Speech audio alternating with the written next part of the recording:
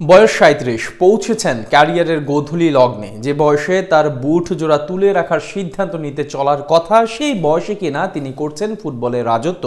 বলছি লিওনেল মেসির কথা, যিনি ৩৭ বছর বয়সে এসেও ২৪-এর তরুণ ভিনিসিয়াস, রাফিনা কিংবা রদ্রিগেজদের পাত্তাই দিচ্ছে না। একাই করছেন ফুটবলের শাসন। ২০২৬ বিশ্বকাপ বাছাই পর্বে লাতিন অঞ্চলে সর্বোচ্চ গোলের মালিক তিনি। সর্বোচ্চ অ্যাসিস্টও এসেছে তার পা থেকেই। বিশ্বকাপ বাছাই পর্বে তরুণদের ছিটকে দিয়ে মেসির রাজত্ব করার বাকি গল্পটা জানাচ্ছেন শ্রাবণ অনেক। চাঁদের আলো ফুরিয়ে আধার নামে তারারাও হয়ে যেতে পারে নিঃশেষ। প্রকৃতির কাছে হার মানতে হয় সবাইকে, বয়সের কাছে থামতেই হবে। সেজন্যই তো ইংলিশ কবি জন কিটস বলেছিলেন, পরম সৌন্দর্যও একদিন বিবর্ণ হয়, সবচেয়ে রক্তপায়ী তলোয়ারটাও মরিচা লাগে। কথাগুলো ধ্রুব সত্য হলেও একজন হয়তো এই বাস্তবতার ধার ধারেন না, তিনি সবার চেয়ে ব্যতিক্রম। বয়স তার কাছে কখনোই নির্মম সত্য নয়, শুধুমাত্র একটা সংখ্যা মাত্র। ৩৭-এ এসেও ২৪-এর ভিনিসিয়াস কিংবা রাফিনাদের মতন তারুণ্যকে প্রতিযোগিতার মঞ্চ থেকে ফেলে দিতে জানেন। আর তিনি কে?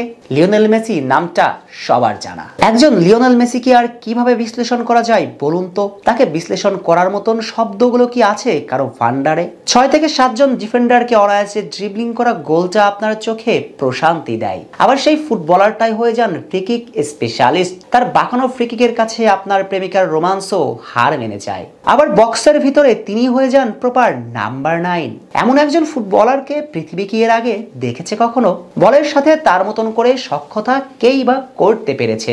সেজন্যই হয়তো পেপ গার্দিওলা বলেছিলেন, ওকে নিয়ে লেখো না, বর্ণনা করার চেষ্টাও করো না, শুধু দেখে যাও। কিন্তু পেপ যে মেসি সম্পর্কে বলেছিলেন সেইটা তো বার্সেলোনার তরুণ মেসির কথা। এখন তো লেও ইন্টার মায়ামির ৩৭-এর বুড়ো। এই বয়সে তো ফুটবল ছেড়ে কোচিংয়ে অথবা অন্য কোনো কিছুতে মনোযোগী হবার কথা। কিন্তু না, লিওনেল মেসি সেই একই রকম আছেন। শেষ হয়নি তার ম্যাজিক দেখানোর পালা, বরং তরুণদের ছাড়িয়ে তিনি এখনো শীর্ষস্থান দখল করে নিয়েছেন। শুনতে কৌতূহল লাগলেও এমনটাই সত্য, কেননা লাতিন অঞ্চলে বিশ্বকাপ বাছাই পর্বে যে রাফিনিয়া, রদ্রিগো, লাউতারো মার্টিনেজদের পেছন ফেলে সবার শীর্ষে অবস্থান করছেন LM10। বিশ্বকাপ বাছাই পর্বের ১২ রাউন্ড শেষে লাতিন অঞ্চলের টপ গোল স্কোরার তালিকার সবার উপরে এখন মেসির নাম। তিনি এখন পর্যন্ত করেছেন ৬টি গোল, অথচ তার পেছনে আছেন ইউরোপ কাঁপানো ফরওয়ার্ড ডারুয়েল নুনেজ। উরুগুয়ের ফরওয়ার্ড লাতিন অঞ্চলে বিশ্বকাপ বাছাই পর্বে করেছেন ৫টি গোল। ৪ গোল নিয়ে এর পরে আছেন লুইস দিয়াজ, সমান ৪ গোল নিয়ে তালিকার ৪-এ রাফিনিয়া। এছাড়া ৩টি করে গোল করেছেন লাউতারো মার্টিনেজ, রদ্রিগোরা। যদিও তালিকার ১৫ জনের মধ্যেও নেই ভিনিসিয়াস জুনিয়রের নাম। অর্থাৎ ৩৭-এর মেসির সাথে গোল হিসেব নিকেশের মানদণ্ডে পেরে উঠছেন না ২৪-এর ভিনিসিয়াস, রাফিনিয়ারা। শুধু গোল হিসেব নিকেশের মানদণ্ডেই নয়, বরং সর্বোচ্চ অ্যাসিস্টও এসেছে তার পা থেকে।